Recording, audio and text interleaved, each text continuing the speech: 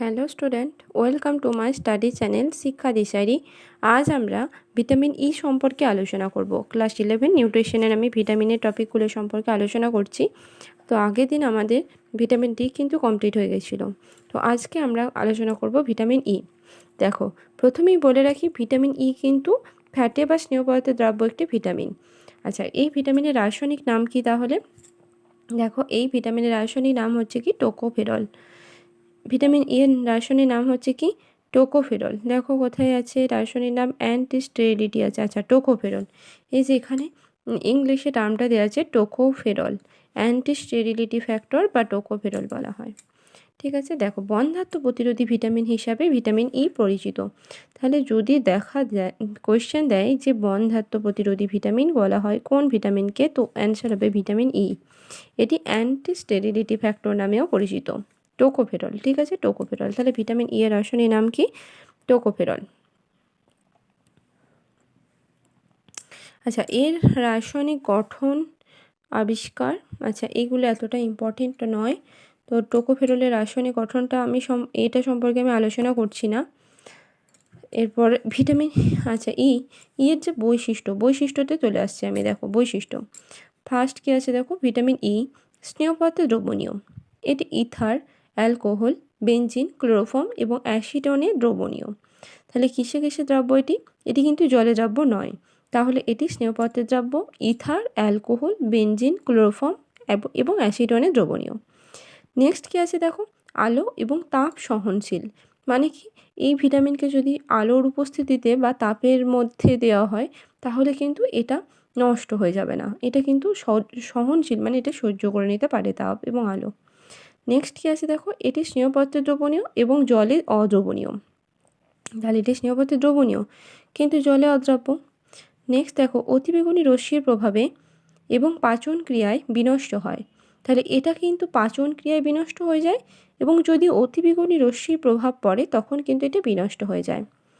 Next কী আছে দেখো, অন্ত্রে সংশ্লেষিত হয়। এই ভিটামিনটি অন্ত্রে সংশ্লেষিত হয়। এটি একটি শক্তিশালী অ্যান্টিঅক্সিডেন্ট। তাহলে ভিটামিন ই কিন্তু একটা অ্যান্টিঅক্সিডেন্টও, অ্যান্টিঅক্সিডেন্টও। তাহলে যদি একটি অ্যান্টিঅক্সিডেন্টের নাম জানতে চাওয়া হয় তাহলে ভিটামিন ই কিন্তু হয়ে যাবে। নেক্সট কী আছে দেখো, এটি ক্ষার এবং অক্সিজেনের সান্নিধ্যে নষ্ট হয়। তাহলে যদি কোনো একটি ক্ষার মানে ক্ষারের একটা এক্সাম্পল যদি আমি বলি, এই যে আমাদের কাপড় কাচা সোডা, এটা কিন্তু একটি ক্ষার। বেকিং সোডা একটা ক্ষার, এগুলো ক্ষার। এবং অক্সিজেন, এগুলোর সান্নিধ্যে যদি ভিটামিন ই আসে তখন সেটা কিন্তু নষ্ট হয়ে যায়। নেক্সট কী আছে দেখো, কটু স্বাদযুক্ত বা র্যানসিড ফ্যাট, লবণ, সীসা অথবা লোহার উপস্থিতিতে এর জারণ ঘটে। ঠিক আছে, তাহলে ভিটামিন ই এর কিন্তু এতগুলো বৈশিষ্ট্য আছে। নেক্সট কী আছে দেখো, খুব ইম্পর্টেন্ট, যেটা হচ্ছে উৎসটা খুব ইম্পর্টেন্ট। এবার উৎসর মধ্যে ভিটামিন ই এর সবথেকে উৎকৃষ্ট উৎস হচ্ছে উদ্ভিজ উৎস। উদ্ভিজ উৎসর মধ্যে দেখো বিভিন্ন ধরনের উদ্ভিজ্জ তেল ভিটামিন ই এর প্রধান প্রাকৃতিক উৎস। এর মধ্যে গমের অঙ্কুর নিঃসৃত তেল সর্বাপেক্ষা বেশি পরিমাণে ভিটামিন ই পাওয়া যায়। তাহলে গমের যে অঙ্কুর নিঃসৃত তেল, সেখানে কিন্তু ভিটামিন ই এর সবথেকে বেশি উৎস। তাছাড়া শস্য দানার তেল, কর্ন অয়েল, তুলো বীজের তেল, কটন সিড অয়েল, সূর্যমুখীর তেল বা সানফ্লাওয়ার অয়েল, লেটুস শাক, আলফালফা শাক, অঙ্কুরিত ছোলা ইত্যাদি কিন্তু ভিটামিন ই এর একটি উল্লেখযোগ্য উৎস। ভিটামিন ই এর উল্লেখযোগ্য উৎস, কিন্তু এটা কিন্তু তোমরা মনে রাখবে যে এই যে খাবারগুলো আছে বিশেষ করে উদ্ভিজ্জ, ভিটামিন ই এর তো বেশিরভাগ উৎসই উদ্ভিজ্জ। তো এই উদ্ভিজ্জ খাদ্য কিন্তু আমাদের, বিশেষ করে মেয়েদের কিন্তু এটা খাওয়া উচিত, কারণ ভিটামিন ই কিন্তু আমাদের বন্ধ্যাত্ব প্রতিরোধক ভিটামিন। তো এই খাবারগুলো কিন্তু বন্ধ্যাত্বকে আটকাতে পারে। তো এটার জন্য আমাদের কিন্তু এই খাবারগুলো বিশেষ করে খাওয়া উচিত। নেক্সট কী আছে দেখো, প্রাণীজ উৎস। আচ্ছা, প্রাণীজ উৎসটা কী দেওয়া আছে? ভিটামিন ই এর প্রাণীজ উৎস উল্লেখযোগ্য নয়, শুধুমাত্র যকৃতে সামান্য পরিমাণে পাওয়া যায়। তাছাড়া বিভিন্ন, যেমন মাছের তেল, ডিম এবং দুধে অল্প পরিমাণে থাকে, এগুলোই কিন্তু বেশি থাকে না। এবার দেখো কয়েকটা কি উদ্ভিজ্জ তেলের নাম আছে এবং সেখানে কতটা ভিটামিন ই আছে সেটা একটু বলে দেওয়া আছে। যে গম বীজের তেল, এটাতে সবথেকে বেশি আছে বললাম, 143 মিলিগ্রাম পার 100 গ্রাম। তুষের তেল 58 মিলিগ্রাম পার 100 গ্রাম। তুলা বীজের তেল 47 মিলিগ্রাম পার 100 গ্রাম। পাম তেল 30 মিলিগ্রাম পার 100 গ্রাম। রেপসিড তেল 15 মিলিগ্রাম পার 100 গ্রাম। এগুলো সব কিন্তু আমাদের 100 গ্রামে ভ্যালুটা করা আছে। এরপর দেখো বিশোষণ। বিশোষণ যদি আমরা জানতে চাই যে ভিটামিন ই কোথায় শোষিত হয়, এটা কিন্তু ক্ষুদ্রান্তে শোষিত হয়। এটা কিন্তু খুব ইম্পর্টেন্ট, ভিটামিন ই আমাদের ক্ষুদ্রান্তে শোষিত হয়। পিত্ত লবণ বিশোষণেও সাহায্য করে। পিত্ত লবণ কিন্তু আমাদের বিশোষণে, এই ভিটামিন ই এর বিশোষণে সাহায্য করছে। এরপর কী আছে দেখো, ভিটামিন ই এর যে শারীরবৃত্ত কার্যাবলী, এটা কিন্তু মোস্ট ইম্পর্টেন্ট, ভিভিআই। এটার যদি বলি আমি যে ভিটামিনের ই, এটি কিন্তু 5 নম্বরের কোশ্চেনের জন্য খুব ইম্পর্টেন্ট। এটা 5 মার্কসের কোশ্চেন তোমাদের কিন্তু আসতে পারে। তো দেখো ফার্স্ট কী আছে, টোকোফেরল জারণ বিরোধী শক্তি সম্পন্ন যৌগ এবং এটি দেহে অবাঞ্ছিত জারণ ক্রিয়ায় বাধা দেয়। এই ভিটামিন স্নেহ পদার্থে অসম্পৃক্ত ফ্যাটি অ্যাসিডের জারণ হ্রাস করে। প্রাণীদের স্বাভাবিক প্রজনন ক্ষমতা বজায় রেখে বন্ধ্যাত্ব প্রতিরোধ করে, তাই ভিটামিন ই কে বন্ধ্যাত্ব প্রতিরোধী বা অ্যান্টি স্টেরিলিটি ভিটামিন বলা হয়। তাহলে কেন ভিটামিন ই কে বন্ধ্যাত্ব প্রতিরোধী বলা হয়? কারণ এটি স্বাভাবিক প্রজনন ক্ষমতা বজায় রাখে এবং বন্ধ্যাত্ব প্রতিরোধ করে, তাই জন্য একে অ্যান্টি স্টেরিলিটি ভিটামিন বলা হয়। নেক্সট কী আছে, মাংসপেশির স্বাভাবিক সক্রিয়তায় সহায়তা করে। নেক্সট কী আছে, এটি প্রাণীদের বিশেষত ইঁদুরের গর্ভাবস্থায় স্বাভাবিক বৃদ্ধিতে অংশগ্রহণ করে।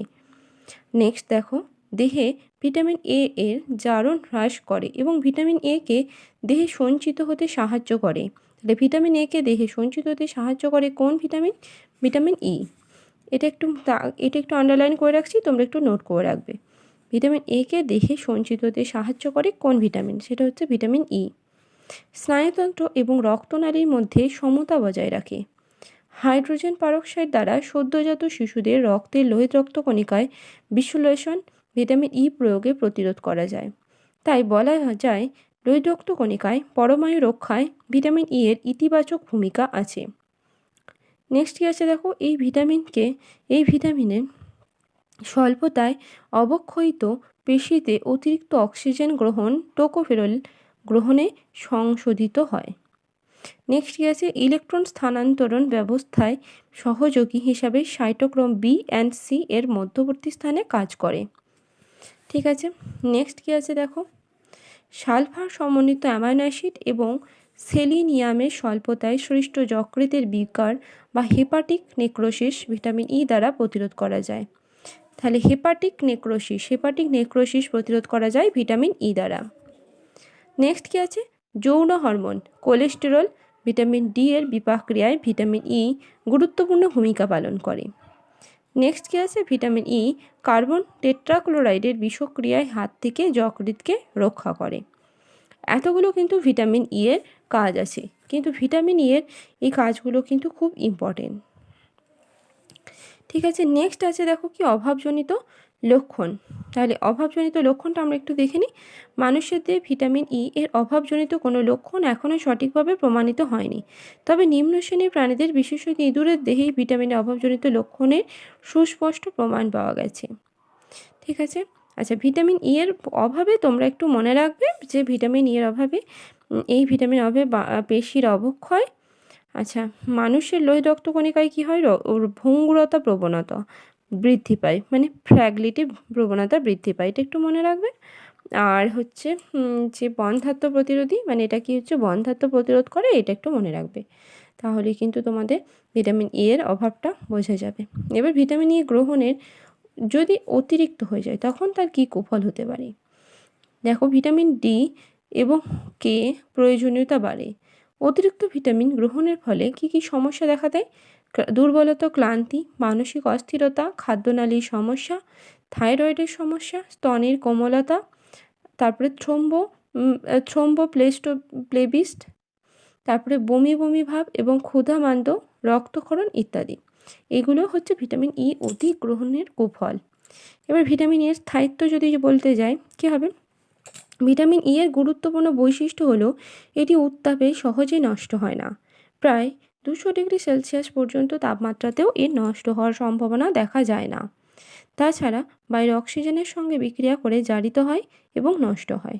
সেই কারণে কালো রঙের কাঁচের পাত্রে বায়ু নিরুদ্ধ করে ভিটামিন ই কে সংরক্ষণ করতে হয়। এই ভিটামিন অপর কয়েকটি ভিটামিনের অ্যান্টিঅক্সিডেন্ট রূপে কাজ করে। বোঝা গেল তাহলে ভিটামিন ই এর কাজগুলো। আচ্ছা নেক্সট কী আছে দেখো। আচ্ছা ভিটামিন ই এর দৈনিক প্রয়োজনীয়তা, যেটা RDA 2020 অনুযায়ী দেওয়া আছে। দেখো শিশু দেওয়া কত আছে, 5 থেকে 10 মিলিগ্রাম, কিশোর কিশোরী হচ্ছে 16 থেকে 20 মিলিগ্রাম, যুবক যুবতী 25 মিলিগ্রাম, প্রাপ্তবয়স্ক স্ত্রী ও পুরুষ 25 থেকে 30 মিলিগ্রাম। ঠিক আছে, এই কোটা তোমরা মনে রাখবে। আচ্ছা এখানে দেখো ভিটামিন ই থেকে কয়েকটা কোয়েশ্চেন দিয়েছে। ভিটামিন ই এর উৎস কী, তো উদ্ভিজ্জ উৎসগুলো আমি বলে দিয়েছি, এটা তোমরা নিশ্চয়ই বলতে পারবে। অ্যান্টিস্টেরিলিটি ভিটামিন কাকে বলা হয়, তো ভিটামিন ইকে বলা হয়। এবং কেন বলা হয়, কারণ এটি প্রজনন ক্ষমতাকে নিয়ন্ত্রণ করে, তাই তো প্রজনন ক্ষমতা বজায় রেখে বন্ধ্যাত্ব প্রতিরোধ করে, তাই জন্য একে অ্যান্টিস্টেরিলিটি ভিটামিন বলা হয়। নেক্সট কি আছে, ভিটামিন ই এর দুটি কাজ, তো কাজও আমি অনেক কটা আলোচনা করেছি, তোমরা সেখান থেকে করতে পারবে। বন্ধ্যাত্ব প্রতিরোধে ভিটামিন ই এর কী ভূমিকা আছে, এটাও তোমরা বুঝতে পারলে।